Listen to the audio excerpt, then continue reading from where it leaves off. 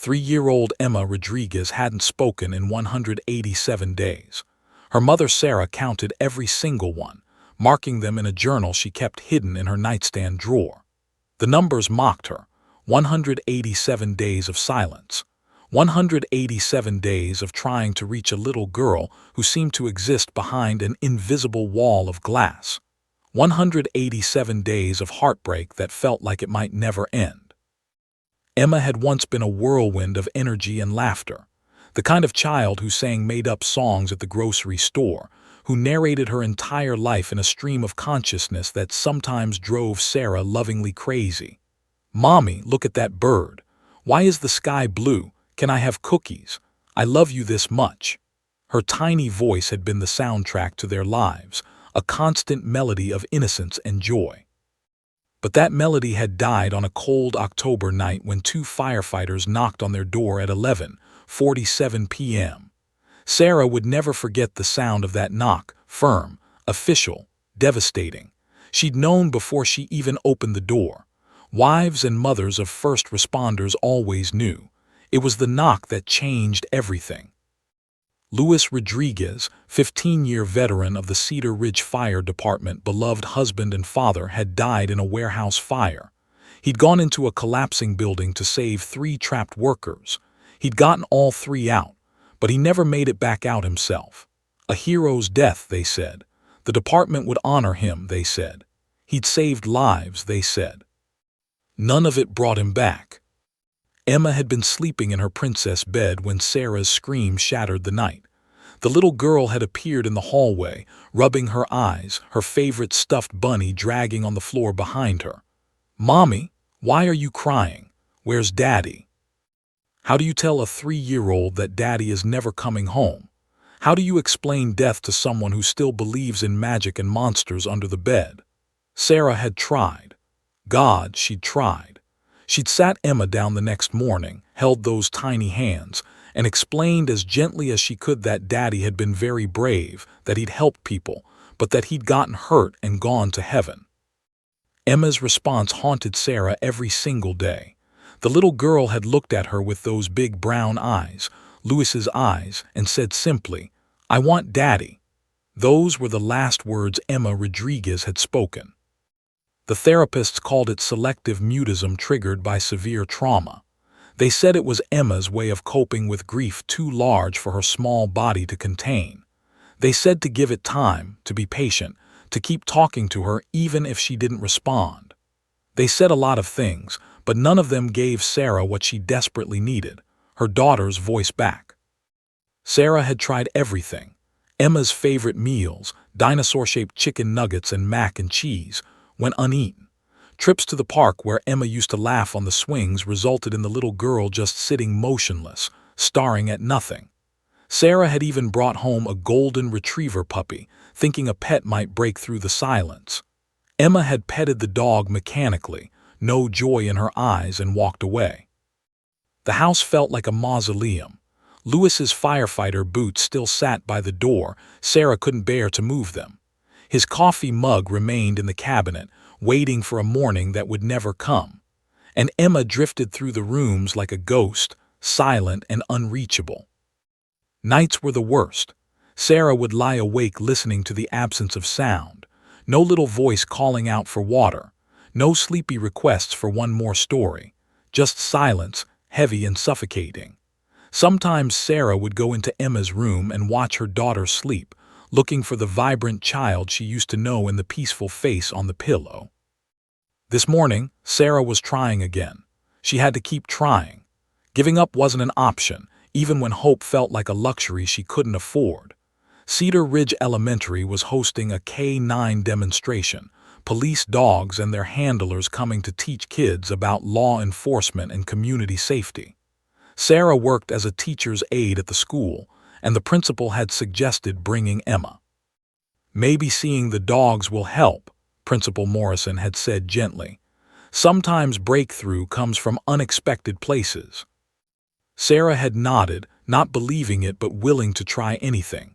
She dressed Emma that morning in her favorite purple dress, the one with butterflies on it. Emma had cooperated silently, allowing herself to be dressed like a doll. No complaints, no excitement, no anything, just compliance. As they walked through the elementary school hallways toward the cafeteria, Sarah held Emma's small hand. It felt so fragile, like holding a bird. Other children ran past them, excited and chattering about seeing police dogs. Their energy and noise created a sharp contrast to Emma's stillness. The cafeteria was already filling up when they arrived. Kindergartners through second graders filed in with their teachers, the room buzzing with anticipation. Sarah found seats in the back corner, away from the chaos. She lifted Emma onto a chair and sat beside her, one arm protectively around her daughter's shoulders. Emma sat perfectly still, her hands folded in her lap, her expression blank. But Sarah noticed something. Emma's eyes were focused forward, watching the front of the cafeteria where the K-9 demonstration would take place. Usually, Emma stared at nothing, her gaze unfocused and distant. But right now, right this moment, she was looking. Actually looking. Sarah's heart skipped a beat. She didn't dare hope, but she couldn't help it. Maybe, just maybe, something was different about today. Outside, she heard a car door slam. Through the cafeteria windows, Sarah could see a police cruiser in the parking lot. A tall officer in uniform was opening the back door, and a beautiful German shepherd jumped down, its dark coat gleaming in the morning sunlight. Sarah glanced at Emma. Her daughter's eyes had locked onto that dog with an intensity Sarah hadn't seen in 187 days. Emma's small body leaned forward slightly, her attention completely captured. For the first time in 6 months, Sarah felt something she'd almost forgotten: hope. The K-9 demonstration was about to begin, and neither Sarah nor Emma knew that their lives were about to change forever. Officer Marcus Chen straightened his uniform one last time before opening the back door of his patrol car. After 5 years of doing school demonstrations, he still felt a flutter of nerves before each one. These visits mattered.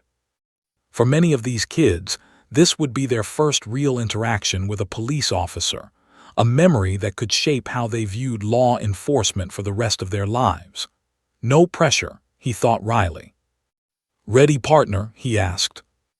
Atlas, his 3-year-old German shepherd, responded with a soft chuff and leaped gracefully from the vehicle. The dog's muscles rippled under his sleek black and tan coat as he landed, immediately sitting at attention beside Chen. The morning sun caught the shiny letters on Atlas's police vest, K-9 unit. Chen clipped the lead to Atlas's collar, though he barely needed it. Atlas was one of the best-trained dogs in the department, certified in narcotics detection, tracking, and suspect apprehension. But more than that, Atlas had an uncanny ability to read people. Chen had seen it countless times, the way Atlas could sense fear, anxiety, or sadness in others. The dog wasn't just a working animal. He was an intuitive partner who understood human emotion in ways that constantly amazed Chen. "Let's go make some kids smile," Chen said, leading Atlas toward the school entrance. The moment they stepped into the hallway, Chen heard the rumble of excitement from the cafeteria. Children's voices created a symphony of anticipation. He smiled. This part never got old, seeing the pure joy and wonder on young faces when they met a real police dog. Principal Morrison met them at the cafeteria entrance, her face lighting up. "Officer Chen, Atlas, thank you so much for coming. The children have been counting down the days." "Our pleasure, ma'am," Chen replied, shaking her hand. "Always happy to visit Cedar Ridge." Morrison's expression shifted slightly, becoming more serious. "I should mention, we have a special child here today. Emma Rodriguez, 3 years old. She's the daughter of one of our teacher's aides." Morrison's voice dropped lower. "Her father was Luis Rodriguez, firefighter. He died in the line of duty 6 months ago." Chen's chest tightened. He knew the name. Every first responder in Cedar Ridge knew Luis Rodriguez's story. "I remember," he said quietly. "That was a tough day for the whole community." "The little girl hasn't spoken since her father's death," Morrison continued. "Not a single word. Her mother is hopping. Maybe this visit might help, but I wanted you to be aware in case." Well, in case anything unusual happens. Chen nodded, filing away the information. Thanks for letting me know. We'll do our best. As they entered the cafeteria, a wave of excited squeals and gasps erupted from the assembled children. Atlas's ears perked forward, but he maintained his professional composure, walking steadily beside Chen. They made their way to the front of the room where a small demonstration area had been set up. Chen scanned the crowd as he walked. Rows of eager faces, hands already shooting up with questions they couldn't wait to ask. Teachers standing along the walls, smiling at their students' enthusiasm. And in the back corner, a woman with kind eyes and tired features sitting beside a small girl in a purple dress. Emma Rodriguez, Chen realized, the silent child. Even from across the room, Chen could see the difference in her. While every other child was bouncing, whispering, pointing, and giggling, Emma sat perfectly still. But her eyes, those eyes were locked onto Atlas with an intensity that made Chen take notice. This wasn't the glazed, unfocused stare of a traumatized child he'd been expecting. This was focused attention, laser-focused. Atlas noticed too. The dog's head turned slightly toward the back corner, his dark eyes finding Emma. For just a moment, dog and child regarded each other across the crowded room. Then Atlas looked back at Chen as if to say, I see her too. Good morning, everyone, Chen called out, his voice carrying easily over the chatter. The room quieted immediately. My name is Officer Marcus Chen, and this is my partner Atlas. We're here today to tell you all about what K9 units do and how dogs like Atlas help keep our community safe. More squeals of delight. Chen smiled and waited for the noise to die down before continuing. Now, before we start, I need to explain some important rules. Atlas is a working police dog, which means he's here to do a job. He's very friendly, but he's also highly trained.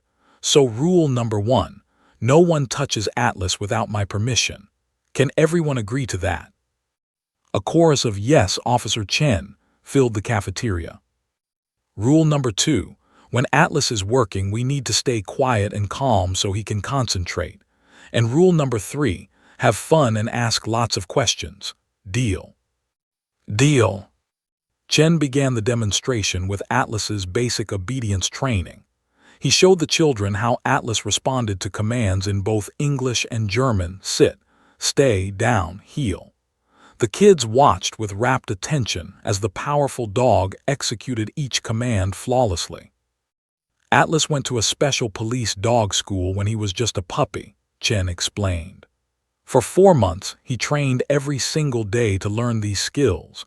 It's like how you go to school to learn math and reading, except Atlas learned how to track scents, find missing people, and keep officers like me safe. A small boy in the front row raised his hand. How good is his nose? Great question. Atlas's nose is about 50,000 times more sensitive than yours or mine. If I hid a tiny piece of cheese somewhere in this entire school, Atlas could find it in just a few minutes. Wow, the children breathed collectively. Chen moved on to a scent detection demonstration. He'd brought training aids, small containers with specific scents that Atlas was trained to detect. He walked around the cafeteria, pretending to hide one under a chair while the children watched. Okay, Atlas, search. The German shepherd's entire demeanor changed. His nose went to the ground, and he began working the room systematically, moving in a grid pattern. The children watched in awed silence as Atlas covered the space, his tail wagging slightly with the concentration of the hunt. Within 90 seconds, Atlas sat down beside a chair in the 3rd row, his nose pointing directly at the spot where Chen had hidden the training aid. Good boy, Chen praised, giving Atlas a toy as a reward. The dog took it happily, and the children erupted in applause. But Chen's attention was drawn to the back of the room. Emma Rodriguez had shifted forward in her seat. Her small hands gripped the edge of the table in front of her. Her mother noticed too. Chen could see the woman's shocked expression as she stared at her daughter. Something was happening. Chen could feel it in the air. the way Atlas could sense a storm coming before the first clouds appeared. He continued the demonstration, showing Atlas's agility and intelligence, but he kept glancing toward the back corner. Emma hadn't taken her eyes off Atlas. The little girl's expression had changed from blank to something else, something alive. Chen was explaining how police dogs help find lost children when Emma suddenly stood up. The movement was so unexpected, so out of character from what Chen had been told about her, that he faltered mid-sentence. Emma's mother looked like she might faint, one hand flying to cover her mouth. The little girl in the purple butterfly dress began walking toward the front of the cafeteria. She was walking toward Atlas. The room's energy shifted palpably. Teachers straightened, recognizing something significant was unfolding. Children turned to watch the tiny girl making her way through the crowd. Every adult who knew Emma's story held their breath. Emma walked with purpose, her small feet carrying her steadily forward. She didn't look scared or hesitant. She looked determined. Chen knelt down instinctively, bringing himself to a less intimidating height. Atlas remained sitting but alert, his intelligent eyes tracking Emma's approach. Emma stopped about 3 feet away from them. She was so small, so fragile-looking, but there was steel in her spine as she raised her tiny arm and pointed directly at Atlas. The cafeteria fell into absolute, breathless silence. Chen's heart pounded. He didn't know exactly what was about to happen, but every instinct told him this moment mattered. This moment might change everything. Sarah's world stopped the moment Emma stood up. Time seemed to fracture into slow motion as she watched her daughter, her silent, unreachable daughter, rise from her chair and begin walking toward the front of the cafeteria. Sarah's heart hammered so violently she thought it might burst from her chest. Her hands gripped the table edge until her knuckles turned white. Please, she prayed to whoever might be listening, please let this be something, anything. As Emma walked forward, Sarah's mind flooded with memories she'd been trying to keep at bay for 187 days. Memories of before. Memories of when their family had been whole and perfect, and filled with so much love it seemed impossible that it could ever end. Louis. God, she missed him. The pain of his absence was a physical thing, a weight that sat on her chest every morning when she woke up and realized all over again that he was gone, that he would never walk through their front door again, never sweep Emma up in his strong arms, never kiss Sarah's forehead and call her "me Ammer" in that way that made her feel like the most cherished woman in the world. Sarah remembered the first time Louis had held Emma in the hospital. Their daughter had been barely 6 pounds, red-faced and screaming, and Louis had looked at Sarah with tears streaming down his face. "She's perfect," he'd whispered. "She's absolutely perfect, Sarah. I promise I'll protect her forever. I promise." Forever had turned out to be only 3 years. The memories came faster now, unbidden and bittersweet. Sunday mornings at Fire Station 7, where Louis worked. It had become their weekly tradition. Sarah would pack a breakfast picnic, and they'd visit Louis during his shift. Emma had loved those visits more than anything. She'd toddle around the station in her tiny boots, insisting on wearing Louis's spare helmet even though it was comically oversized on her small head. The firefighters had treated Emma like a princess. They'd lift her into the fire trucks, let her pretend to drive, taught her to slide down the pole with Louis holding her tight. And then there was Spots, the station's Dalmatian. Emma had been obsessed with that dog, following him everywhere, sharing her snacks with him, declaring loudly that when she grew up, she was going to be a fire girl with a doggie just like Spots. Louis had encouraged her dreams. He'd been so proud to be a firefighter, so dedicated to his calling. "We're heroes, Mija," he'd tell Emma, using the Spanish term of endearment he loved. "But you know what makes someone a real hero? It's not the uniform or the truck. It's choosing to help people even when it's scary, even when it's hard." Sarah remembered one particular afternoon when Emma had fallen off her bicycle and scraped her knee badly. She'd been crying, frightened by the blood. Louis had knelt beside her, cleaning the wound gently while he talked in that calm, soothing voice of his. "I know it hurts, baby girl, I know you're scared, but you're so brave. Do you know how I know? Because brave doesn't mean you don't cry. Brave means you keep going even when things are hard." Emma had sniffled, looking up at her father with those big brown eyes. "Like you, Daddy, you're brave." "I try to be, Mija. Every single day I try to be." That memory stabbed at Sarah now. Louis had been brave, so incredibly, devastatingly brave. The night of October 15th would haunt Sarah for the rest of her life. She'd been giving Emma a bath and Louis had been working a 24-hour shift. They'd talked on the phone around 7 o'clock. He'd been in good spirits, laughing about some prank the rookie firefighter had pulled. "I love you," he'd said before hanging up. "Give Emma a kiss for me. I'll see you both tomorrow morning. Maybe we'll get pancakes." They never got those pancakes. The warehouse fire had started around 10 p.m. An old building in the industrial district, full of chemicals and flammable materials. What should have been a routine commercial fire had turned into a nightmare when part of the roof collapsed, trapping 3 workers who'd been working late. Louis had been part of the rescue team that went in. According to the official report, the one Sarah had read so many times she had it memorized, Louis had personally led 2 of the workers to safety. Then he'd gone back in for the 3rd.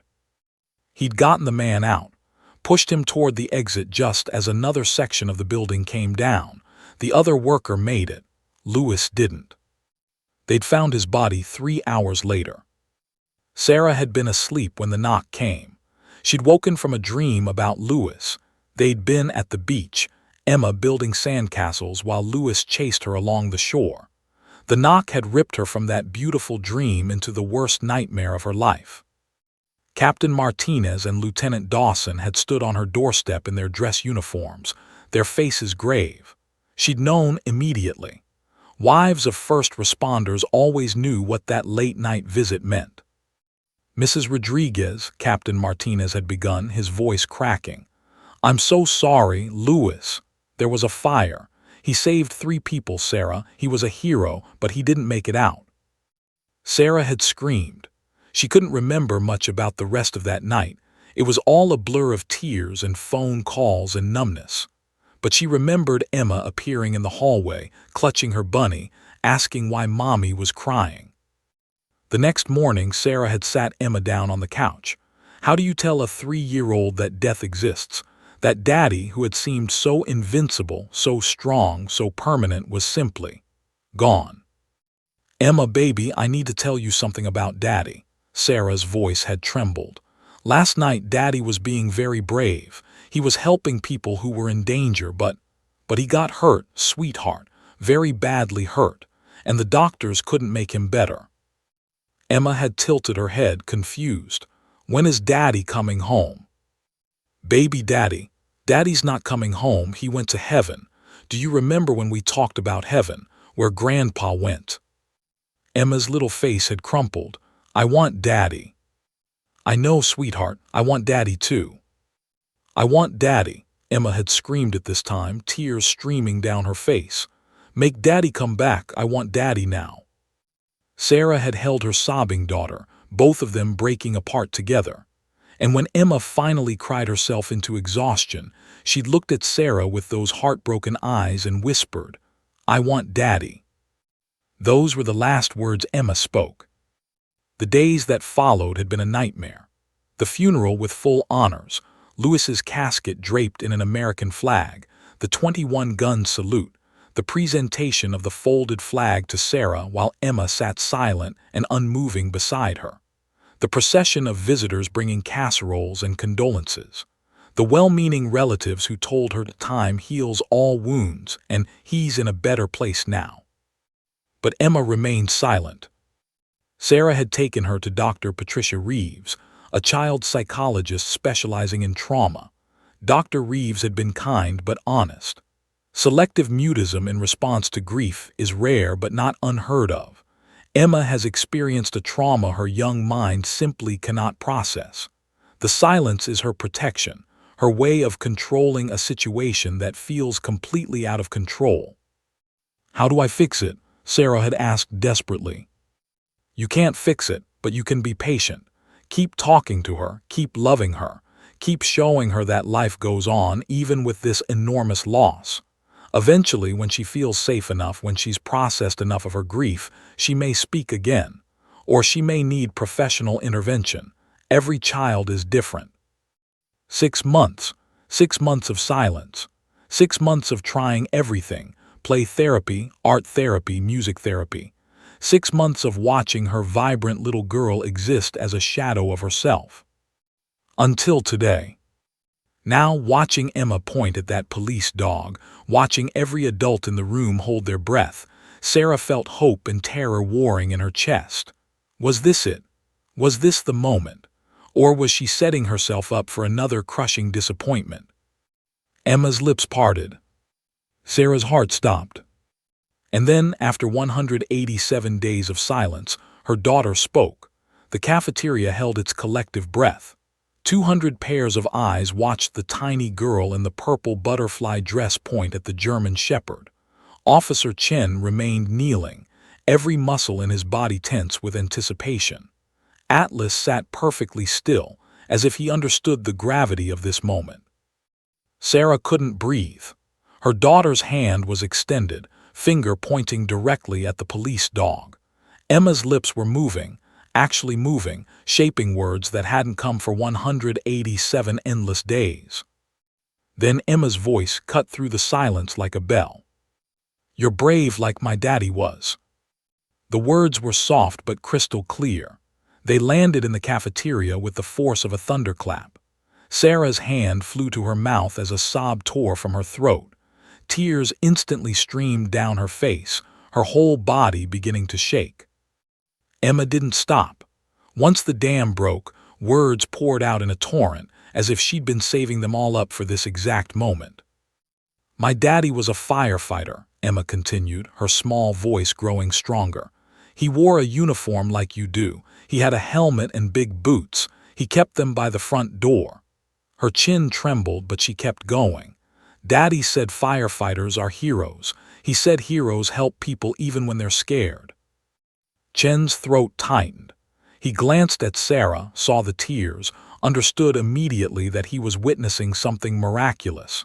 He looked back at Emma, giving her his full attention. "My daddy went to work one night," Emma said, her voice catching slightly. "Mommy said there was a big fire. Daddy went into the fire to save people. He got them out." A tear rolled down her cheek. "But Daddy didn't come out. The building fell down. Daddy went to heaven." The silence in the cafeteria was absolute. Teachers pressed tissues to their eyes. Principal Morrison's shoulders shook with silent sobs. Even the children seemed to understand they were witnessing something profound, something that demanded reverence. Emma took a step closer to Atlas. The dog remained motionless, his dark eyes fixed on the little girl with an intensity that seemed almost human. "Mommy says Daddy was brave, that he saved 3 people that night, that he's a hero." Emma's voice cracked. "But I miss him so much. I want to tell him about my day. I want him to read me stories. I want him to carry me on his shoulders and call me Mija." Sarah was openly weeping now, her hand pressed against her mouth to muffle the sobs. Other mothers in the room were crying too, imagining the unimaginable loss this family had endured. Emma wiped her eyes with the back of her hand and looked directly at Officer Chen. "You help people too, don't you? You and your dog." Chen's own eyes were wet now. He swallowed hard before answering. "Yes, sweetheart, that's our job. Atlas and I work together to keep people in our community safe." Emma nodded as if this confirmed something she'd been thinking. She turned her attention back to Atlas. "You have a good face," she told the dog. "You look strong and kind like Spots." "Who's Spots?" Chen asked gently. "The Dalmatian at Daddy's fire station. I loved Spots. He let me pet him and I gave him my crackers." A small smile touched Emma's lips, the first smile Sarah had seen in 6 months. "Daddy said dogs who help people are special. He said they have big hearts." Emma looked back at Chen. Does Atlas have a big heart? The biggest, Chen confirmed, his voice thick with emotion. Atlas is one of the bravest dogs I know. Like Daddy was brave, Emma said. It wasn't a question, it was a statement of fact. Yes, Chen agreed, just like your daddy was brave. Emma was quiet for a moment, thinking. Then she asked, Can I pet him? Can I pet Atlas? I promise I'll be gentle. Daddy taught me how to be gentle with dogs. Chen looked at Sarah, who nodded frantically, unable to speak through her tears. He turned back to Emma. Yes, Emma, you can absolutely pet Atlas. The little girl's face lit up with joy, real, genuine joy that transformed her features. She moved forward slowly, carefully, as if approaching something precious and sacred. Her small hand reached out and touched the top of Atlas's head. The German shepherd leaned into her touch, pressing his head gently against her palm. It was as if the dog knew exactly what this child needed, exactly how much pressure to apply, exactly how to offer comfort without overwhelming. Emma's fingers disappeared into Atlas's thick fur. You're soft, she whispered, and warm. She knelt down beside the dog, her purple dress pooling around her. Atlas, I want to tell you about my daddy. Is that okay? Chen nodded, his throat too tight to speak.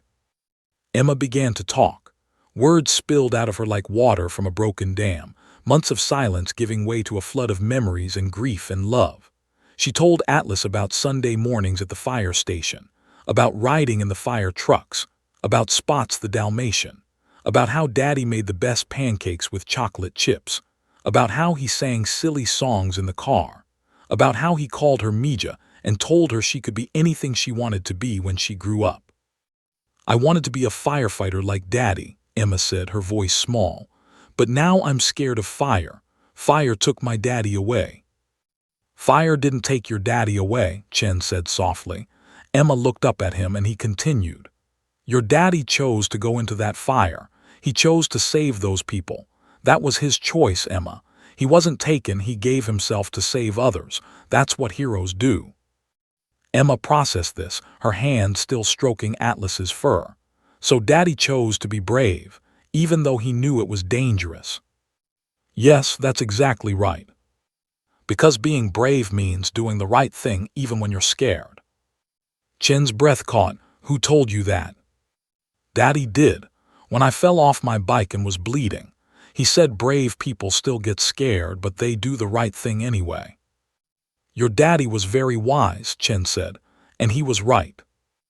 Emma looked at Atlas again, then back at Chen. You're brave too. You could get hurt helping people, but you do it anyway. I try to be, just like your daddy. Emma nodded slowly, her fingers still moving through Atlas's fur. The dog sat perfectly still, offering himself as a furry pillow for her grief and her healing. Around them, the cafeteria remained frozen in this moment. No one wanted to move, to speak, to break the spell. They were witnessing something sacred, a little girl finding her voice again through the simple presence of a dog who understood suffering and a man who honored her father's memory. Sarah watched from the back of the room, tears streaming down her face but her heart soaring. Her baby was speaking. After 187 days of silence, her Emma was speaking. And in that moment, Sarah understood something profound. Louis wasn't truly gone.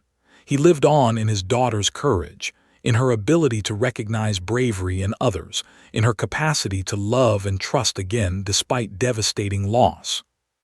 Emma looked up at her mother, and for the first time in 6 months she smiled a real smile. Mommy, Atlas is a hero dog, just like Daddy was a hero person. Sarah nodded, unable to form words.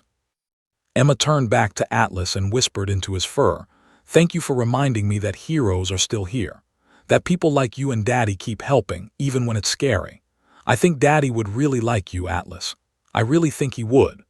Officer Marcus Chen had been a police officer for 12 years. He'd handled armed suspects, diffused domestic disputes, responded to fatal car accidents, and faced dangers that would make most people's knees buckle. He'd been trained to stay calm under pressure, to maintain professional composure in the most chaotic situations. But nothing in his training had prepared him for this moment. Kneeling in an elementary school cafeteria, watching a traumatized 3-year-old girl speak for the first time in 6 months, her small hands buried in his partner's fur. Chen's eyes burned with tears he couldn't quite hold back. He watched Emma whisper to Atlas, watched the dog lean into her touch with a gentleness that defied his powerful build. This was why Chen had become a K-9 officer, not for the exciting chases or the drug busts, but for moments like this, moments where a dog's simple presence could heal wounds that humans couldn't reach. Emma looked up at him suddenly, her brown eyes, so much like her father's, Chen now realized, studying his face with an intensity that belied her young age. "Do you get scared?" she asked. The question was direct, unflinching.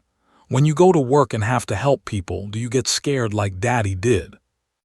The cafeteria remained silent, everyone waiting for his answer.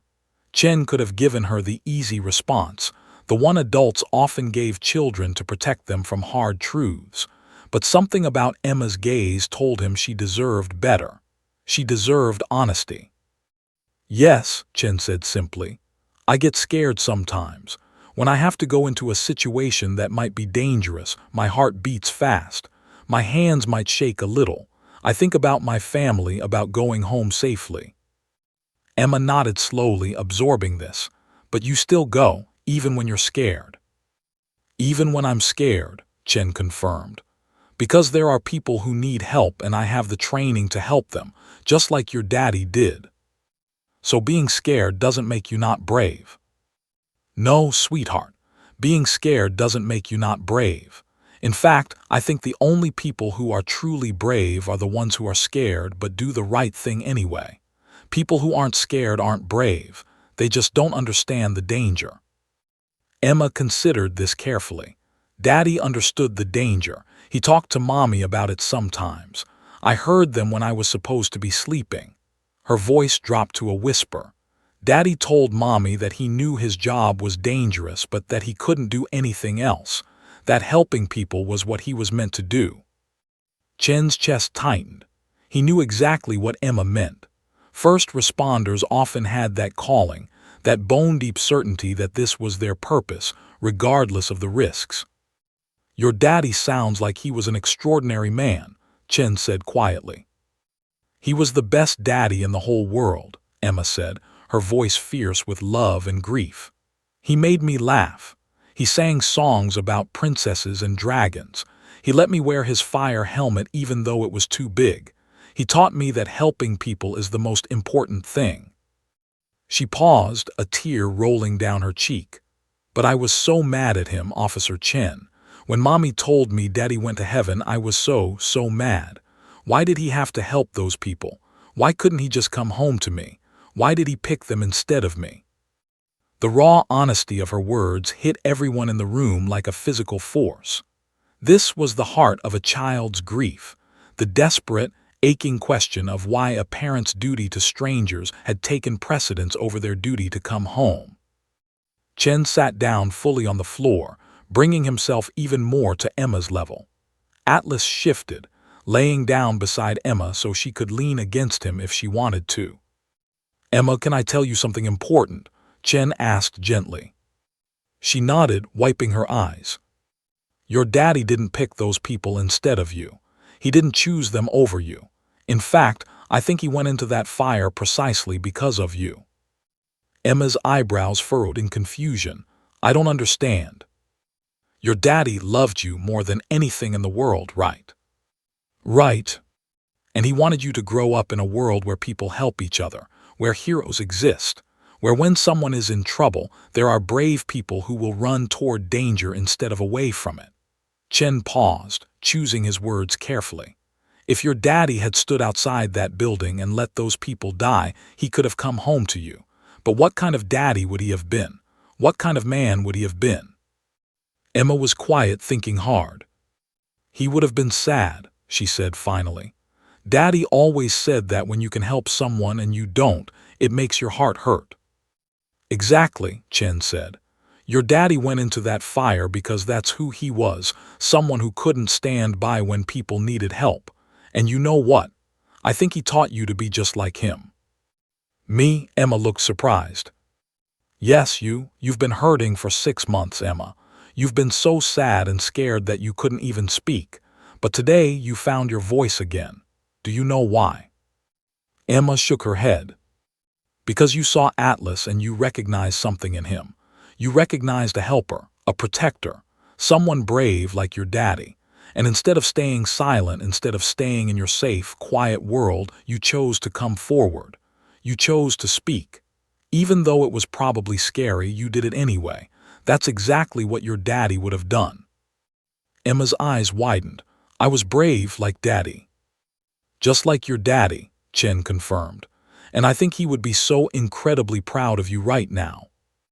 A sob escaped Emma's throat, but it was different from the others. This was a release, a letting go. She buried her face in Atlas's fur, her small body shaking with tears. But these weren't the trapped, silent tears she'd cried for 6 months. These were healing tears, flowing freely along with words and grief and love.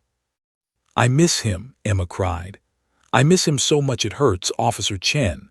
My tummy hurts and my heart hurts and I just want one more hug, just one more." "I know, sweetheart," Chen said, his own voice breaking. "I know it hurts, and it's okay to miss him. It's okay to be sad. Your daddy was worth missing." Sarah had made her way to the front of the room now, unable to stay back any longer. She knelt beside her daughter, pulling Emma into her arms. Mother and daughter clung to each other, crying together for the first time in months. "My brave girl," Sarah whispered. "My brave, brave girl. Daddy would be so proud. I'm so proud." Emma pulled back slightly, looking at her mother with tear-stained cheeks. "Mommy, I'm sorry I stopped talking. I'm sorry I made you sad." "Oh, baby, no," Sarah said firmly. "You have nothing to be sorry for. Nothing. You were hurting and you needed time, I understand. I love you so much, Emma, so much." "I love you too, Mommy." Emma looked at Atlas, then at Officer Chen. "And I think I love Atlas too. Is that okay?" Chen smiled through his tears.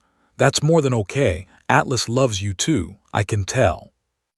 As if to confirm this, Atlas lifted his head and gently licked Emma's hand.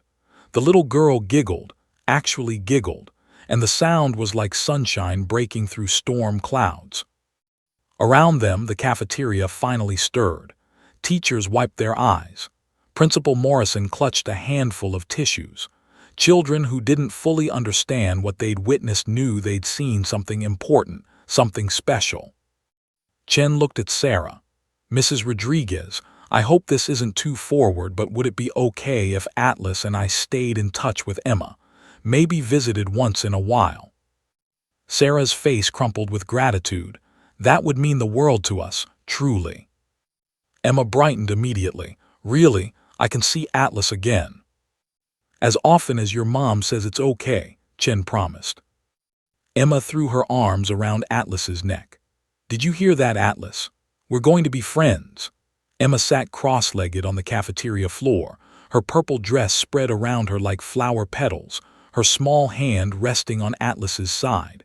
The German shepherd had positioned himself perfectly, close enough to provide comfort, steady enough to be a pillar of strength for a little girl who desperately needed one. Officer Chen watched the transformation happening before his eyes. In just 20 minutes, Emma had gone from a silent, hollow-eyed child to someone animated, engaged, present. Her cheeks were still tear-stained, her voice occasionally wavering, but she was here, truly here. "Atlas is really soft," Emma said, her fingers working through the dog's coat. "Softer than Spot's was. Spot's had shorter fur." "German shepherds have a double coat," Chen explained, settling into a more comfortable position on the floor. His uniform would be wrinkled, but he couldn't care less. "It keeps them warm in winter and cool in summer. Atlas sheds like crazy, though. My house is basically covered in dog hair."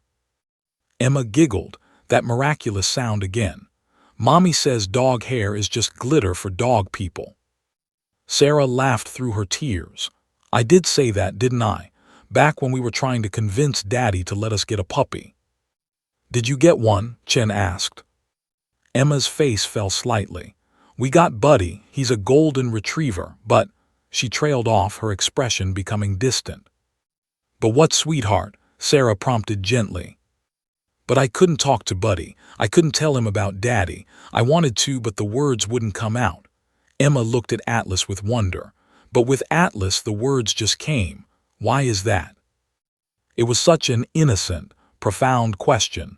Chen considered it carefully before answering.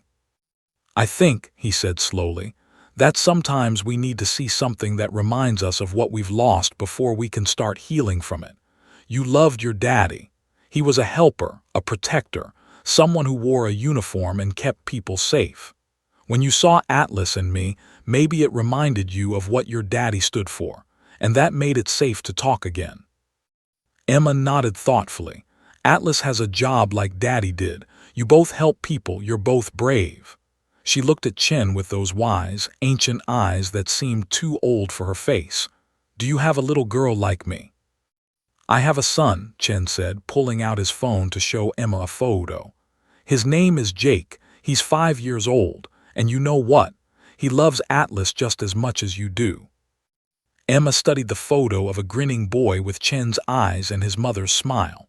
Does Jake worry about you when you go to work? The question struck Chen in the chest. Sometimes, yeah, he does. What do you tell him? Chen had to think about that. What did he tell Jake when his son asked if Daddy would come home safe? I tell him the truth, that my job can be dangerous sometimes, but that I'm very careful, that Atlas and I watch out for each other, and that I love him and his mom more than anything, so I always do my best to come home safe. That's what Daddy told me too, Emma whispered. He said he'd always try his hardest to come home. He promised to be careful. And I'm sure he kept that promise, Emma. Your daddy was careful. But sometimes, even when we're careful, even when we do everything right, bad things still happen. It's not fair and it's not right, but it's true. Emma was quiet for a long moment, processing this. Around them, the cafeteria had mostly emptied.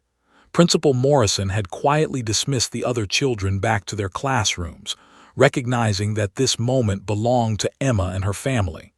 A few teachers remained, standing respectfully at a distance, bearing witness to this miraculous breakthrough. Officer Chen, Emma said finally, do you know about my daddy, about what happened? I do, Chen said honestly. Your daddy was very famous in our community. All the police officers and firefighters knew about Luis Rodriguez. We talked about him. We honored him. Emma's eyes widened. You did? Absolutely. What your daddy did that night, saving 3 people, that was heroic.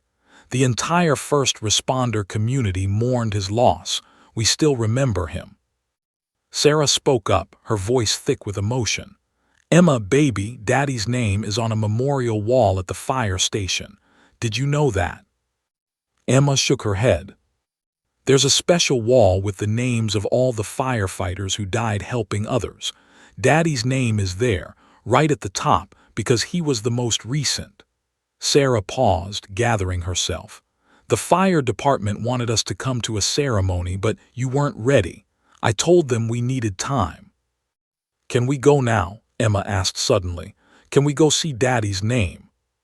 Sarah looked at Chen helplessly, overwhelmed by her daughter's sudden engagement with the world. I think that would be wonderful, Chen said. And if you want, Atlas and I could come with you. We could pay our respects to your daddy together. Emma's face lit up. Really, you'd do that? It would be an honor, Chen said, and he meant it with every fiber of his being. Emma threw her arms around Atlas again, squeezing the patient dog. Did you hear that, Atlas? We're going to visit Daddy's memorial. You can meet him. Well, not meet him, but you know what I mean. Atlas's tail thumped against the floor, the first real reaction he'd shown beyond his calm, steady presence. Emma laughed at the sound. Principal Morrison approached cautiously, her eyes red-rimmed. Mrs. Rodriguez, Officer Chen, I just want to say, what we witnessed here today. She couldn't finish, too overcome with emotion. I know, Sarah said simply. I know. Morrison knelt down beside Emma. Emma, honey, do you know how proud everyone at this school is of you? How brave you've been? Emma looked uncertain. I didn't do anything brave, I just talked. You did something incredibly brave, Morrison corrected gently. You opened your heart again after it was broken. That's one of the bravest things a person can do. Emma considered this, then looked at Officer Chen. Is that true? Is opening your heart brave? It's the bravest thing there is, Chen confirmed. It's easy to close yourself off when you're hurt. It's much, much harder to stay open, to keep loving, to keep trusting. Your daddy would be amazed by your courage today. A thought seemed to occur to Emma. She looked at her mother. Mommy, can we tell Buddy about today? When we get home, I want to talk to Buddy now. I want to tell him about Atlas and Officer Chen and about being brave. Sarah's sob was joyful this time. Yes, baby, we'll tell Buddy everything. Emma smiled, then yawned hugely. The emotional exhaustion of the morning was catching up with her small body. She leaned against Atlas, her eyes drooping. Are you tired, Mija? Sarah asked, using Louis's term of endearment for the first time since his death. Emma nodded sleepily. Talking is hard work. I forgot how tired it makes you. Chen and Sarah exchanged glances over Emma's head, glances filled with wonder and gratitude, and the shared understanding that they'd witnessed something truly miraculous. Officer Chen, Emma mumbled, fighting sleep, will you really come visit me and Atlas again? I promise, Chen said. Atlas and I will visit as often as your mom allows. Good, Emma said, because I have lots more to tell you about Daddy, so many stories, and I want to hear stories about Atlas too, and about being brave, and about helping people. We have all the time in the world for stories, Chen assured her. Emma's eyes finally closed, her hand still resting on Atlas's warm fur. Within moments she was asleep, emotionally spent but finally at peace. Sarah looked at Officer Chen with tears streaming down her face. Thank you, she whispered.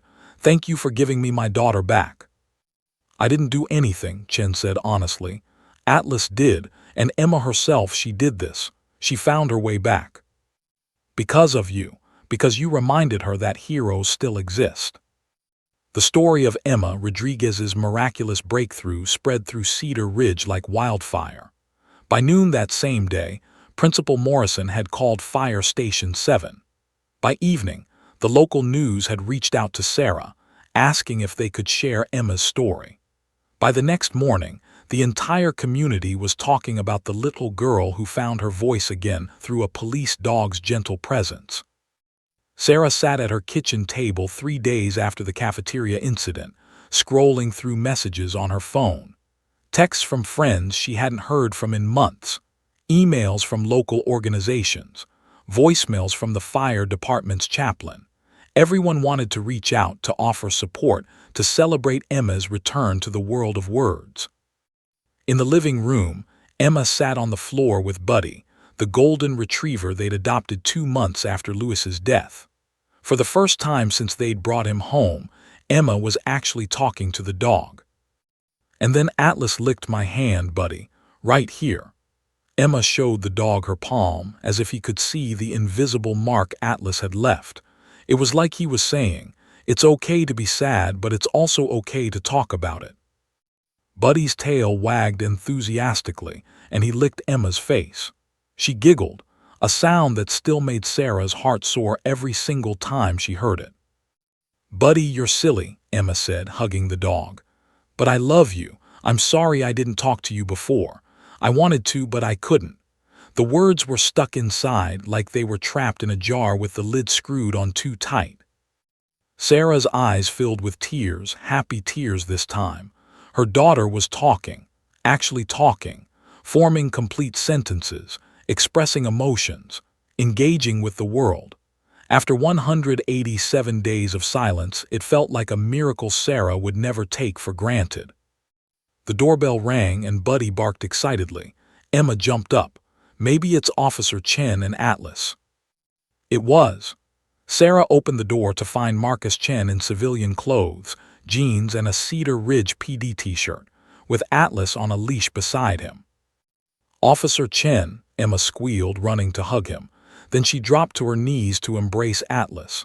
"Atlas, you came back, you really came back." "I promised, didn't I?" Chen said, smiling. He looked at Sarah.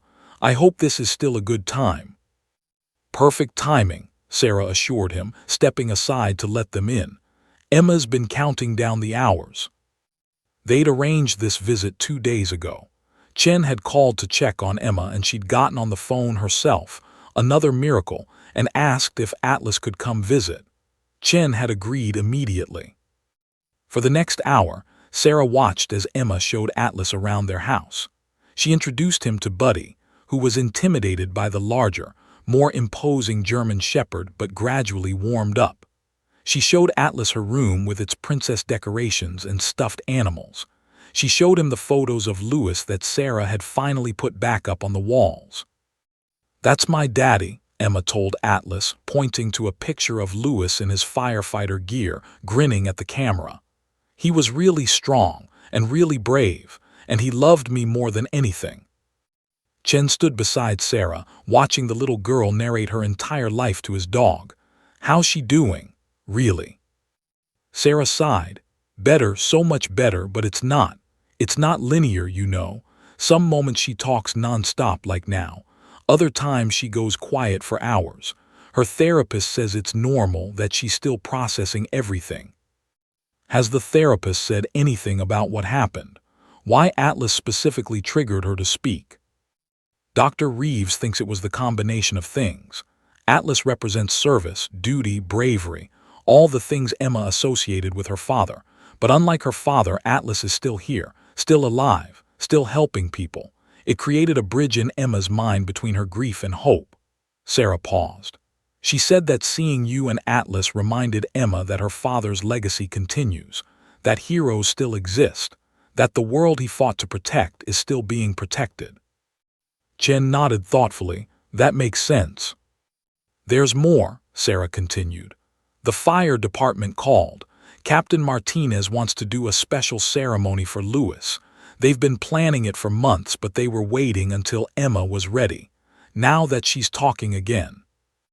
"They want to move forward," Chen finished. "Yes, they want to unveil a memorial plaque, do a full honor ceremony. They're calling it the Luis Rodriguez Memorial Day of Service." Sarah's voice cracked. "I think it will be good for Emma, to see how much the community valued her father, to understand his sacrifice wasn't in vain." "When is it?" 6 months from now, May 15th, the anniversary of the day Louis joined the fire department 15 years ago. Sarah looked at Chen hopefully.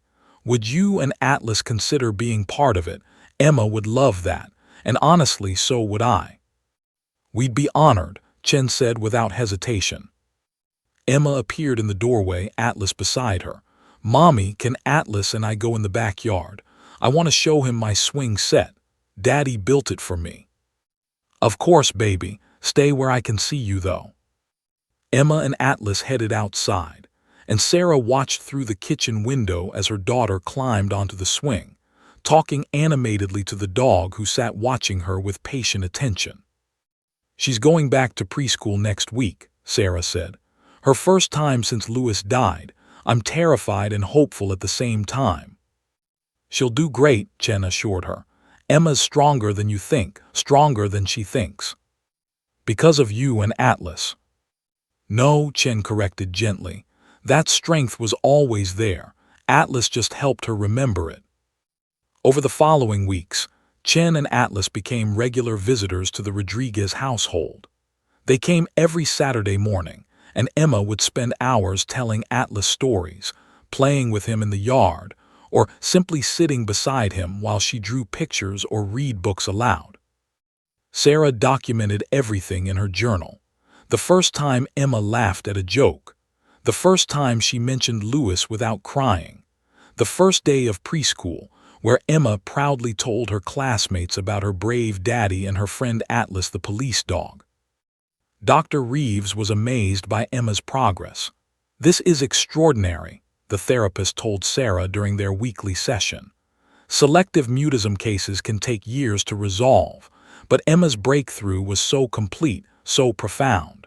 The bond she's formed with Atlas has become an anchor for her healing." "Will she always need Atlas?" Sarah asked, worried about what would happen if the dog wasn't available. "No," Dr. Reeves assured her. "Atlas was the catalyst, but Emma is doing the work herself. She's learning to express her grief, to honor her father's memory while still engaging with life. Eventually, she'll internalize the lessons Atlas represents: courage, loyalty, service, and she won't need the physical presence of the dog, though I imagine the friendship will remain important to her for years to come." That prediction proved accurate. As months passed, Emma grew more confident. She started talking about her father openly at school, sharing stories about the brave firefighter who'd saved people. She became friends with other children who had lost parents: a little boy whose mother had died of cancer, a girl whose father had been killed in a car accident. "We're the kids with one parent," Emma explained to Sarah one night at bedtime. "But we remember the parent who's gone. We talk about them. We make sure they're not forgotten." Sarah hugged her daughter close. "Daddy would be so proud of you." "I know," Emma said simply. "I talk to him sometimes. At night before I go to sleep, I tell him about my day. I tell him about Atlas and Officer Chen and all the things I'm learning." "What do you think Daddy says back?" Emma thought about this. "I think he says, 'Good job, Mija. Keep being brave, keep helping people, keep making the world better.' That's what he'd want me to do." 3 months before the memorial ceremony, the fire department invited Emma to become their junior ambassador. She would visit schools with firefighters, talk about fire safety, and share her father's story. Emma accepted enthusiastically. "I want other kids to know about Daddy," she told Captain Martinez during the meeting. "I want them to know that firefighters and police officers and all helpers are heroes, that they make sacrifices to keep us safe." Captain Martinez had tears in his eyes. "Your father would be incredibly proud, Emma. You're carrying on his legacy." At home that night, Emma asked Sarah a question that showed how much she'd grown. "Mommy, is it okay that I'm happy sometimes, even though Daddy's gone?" Sarah knelt down, taking her daughter's hands. "Oh, baby, Daddy would want you to be happy. That's all he ever wanted, for you to have a good, joyful life." "I miss him every day," Emma said, "but I'm not as sad as I was. Does that mean I'm forgetting him?" "No, sweetheart, it means you're healing. Missing someone and being happy aren't opposites. You can do both. You can love Daddy's memory and still enjoy your life." Emma hugged her mother tight. "I love you, Mommy." "I love you too, baby girl." 15th arrived with perfect spring weather, warm sunshine, blue skies dotted with white clouds, and a gentle breeze that carried the scent of blooming flowers. Sarah Rodriguez stood in front of her bedroom mirror, straightening the collar of her black dress. Beside her on the bed lay a framed photograph of Louis in his dress uniform, smiling that brilliant smile that had captured her heart 15 years ago. "We're going to honor you today, me Amber," she whispered to the photograph. "Our daughter is going to make you so proud." In Emma's room, the 4-year-old, no longer 3, having celebrated a birthday 2 months ago, was getting dressed with unusual care. She'd chosen a purple dress with sunflowers on it. "Because Daddy loved sunflowers," she'd explained to Sarah. "They always face the sun, even when it's cloudy. Daddy said that's how we should be too." Sarah helped Emma with her shoes, marveling at how much her daughter had changed in the past 6 months. The hollow-eyed, silent child was gone, replaced by a vibrant little girl who talked constantly, laughed freely, and approached life with a courage that sometimes took Sarah's breath away. "Are you nervous, baby?" Sarah asked as she brushed Emma's dark hair. "A little bit," Emma admitted. "But Officer Chen said Atlas will be right there with me, and you'll be there, and all of Daddy's friends from the fire station, so I'll be okay." The Cedar Ridge First Responders Memorial Ceremony was being held at the town square. By the time Sarah and Emma arrived, hundreds of people had already gathered. Firefighters in dress uniforms stood in formation. Police officers lined the pathways. EMTs, paramedics, and community members filled every available space. At the center of the square stood a new granite memorial, a beautiful stone monument etched with the names of every first responder from Cedar Ridge who had died in the line of duty. Luis Rodriguez's name was at the top, the letters carved deep and permanent. Emma held Sarah's hand tightly as they approached. Then she saw Officer Chen and Atlas waiting near the front, and her face lit up. She ran to them, her sunflower dress fluttering. "Atlas, Officer Chen, you came." "Wouldn't miss it for the world," Chen said, kneeling to hug Emma. Atlas stood at attention in his dress collar, looking every bit the professional police dog, but his tail wagged when Emma petted him. "You look very handsome, Atlas," Emma said seriously. "Daddy would think so too."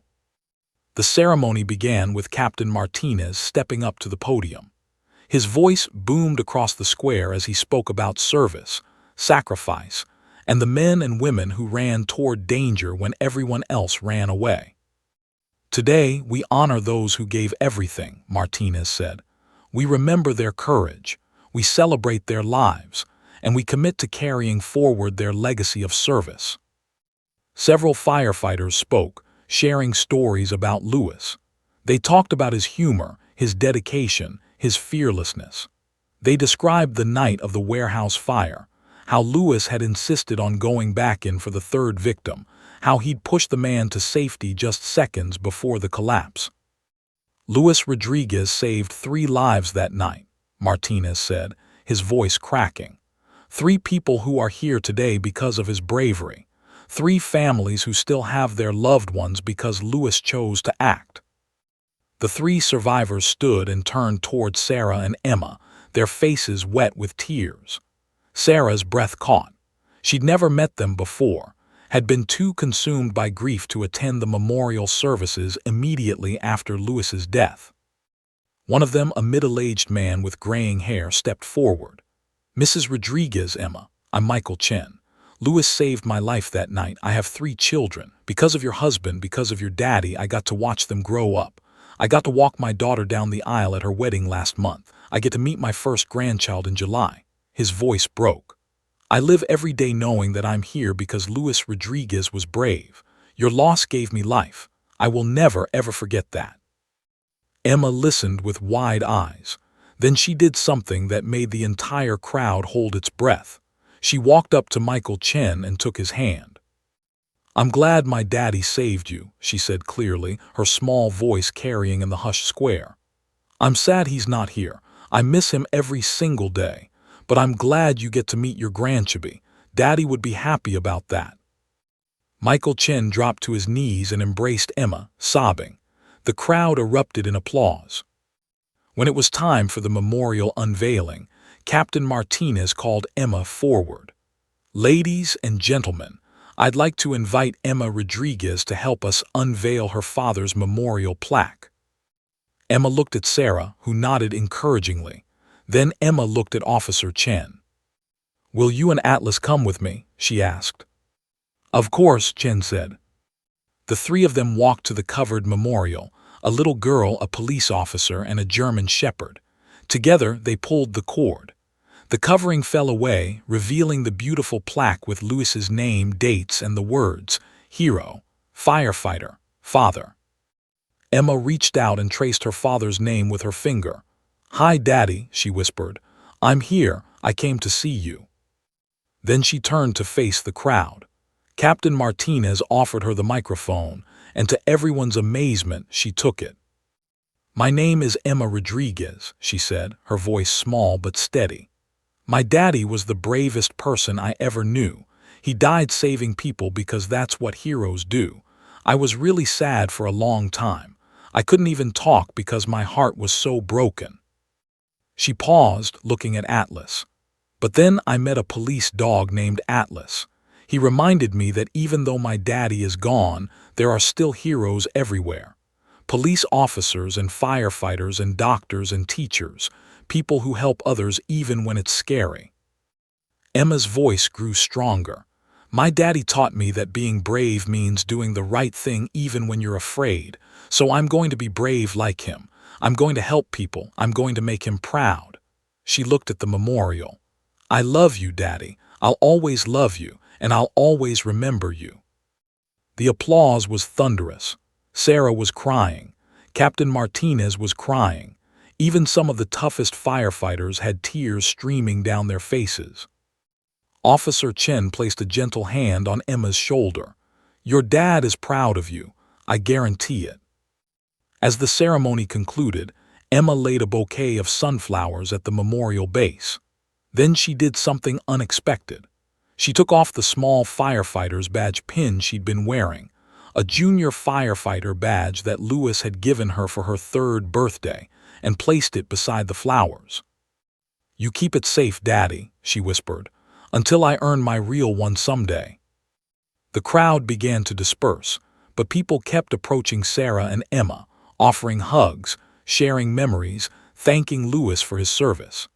Emma handled it all with grace that belied her 4 years, accepting condolences and sharing smiles in equal measure. As the sun began to set, casting golden light across the memorial, Emma stood between Sarah and Officer Chen, with Atlas sitting beside her. They looked at Louis's name carved in granite, permanent and proud. Mommy, Emma said quietly. Yes, baby. I think Daddy would like that his name is here, where everyone can see it, where everyone can remember that he was brave. I think so too, Sarah agreed. Emma leaned against Atlas and the dog pressed back, offering his solid warmth. Officer Chen. Yes, Emma. Thank you for being Atlas's partner. Thank you for helping people. Thank you for being brave too. Chen smiled. Thank you for reminding me why we do this job. As they walked back to the car, Emma talked about the future, about how she wanted to visit more schools, tell more kids about helpers and heroes, maybe even become a firefighter herself one day. Or maybe a police officer with a dog like Atlas, she mused. Or maybe a doctor or a teacher. Daddy said there are lots of ways to help people. Sarah listened to her daughter's dreams, her heart full of gratitude and grief and hope all tangled together.